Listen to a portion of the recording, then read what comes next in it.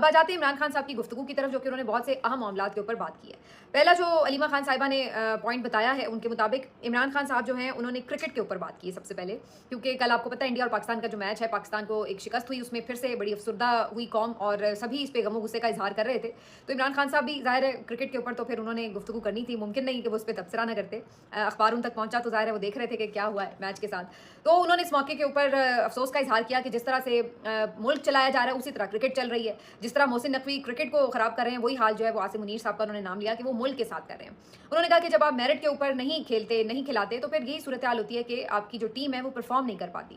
اگر آپ 2021 کی مثال دیکھیں تو پاکستان کی اس وقت کی جو کرکٹ ٹیم تھی اس نے انڈیا کو 10 وکٹوں سے ہرایا تھا، لیکن اب صورتحال اتنی بری ہو چکی ہے کہ پاکستان کمزور ٹیموں سے بھی ایون ہار رہا ہے۔ تو ایسے میں انڈیا کی ٹیم تو پھر بڑی بہتر ٹیم ہے۔ تو خان صاحب نے کہا ہے کہ پاکستان کے جیتنے کی بظاہر صرف ایک صورت نظر آ رہی ہے۔ اب ذرا خان صاحب کا آپ سینس آف ہیومر بھی چیک کریں اور ٹرولنگ کا انداز بھی۔ کہتے ہیں کہ جی جیتنے کی صرف ایک صورت یہ ہے کہ عاصم منیر صاحب اور محسن نقوی صاحب جو ہیں وہ اوپننگ بیٹسمین ہوں پاکستان کی طرف سے، اور امپائرز جو ہیں وہ سکندر سلطان راجہ ہوں ایک طرف، اور دوسری طرف جو ہیں وہ آپ کے قاضی فائز عیسیٰ ہوں، اور جو تھرڈ امپائر ہیں وہ سرفراز ڈوگر صاحب ہوں۔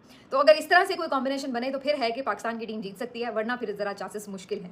تو باتوں باتوں میں عمران خان صاحب تمام اہم شخصیات کو جو ہے وہ ٹرول کر رہے ہیں کہ آپ لوگ مل کے کھیلتے ہیں اور پھر اس کے بعد جو ہے اسی طرح میچ جیتتے ہیں جیسے آپ نے مینڈیٹ جو ہے وہ جیت لیا تھا 9 فروری کا، جبکہ وہ مینڈیٹ جو تھا وہ عمران خان کو ملا۔ یہ عمران خان صاحب کا کہنا ہے۔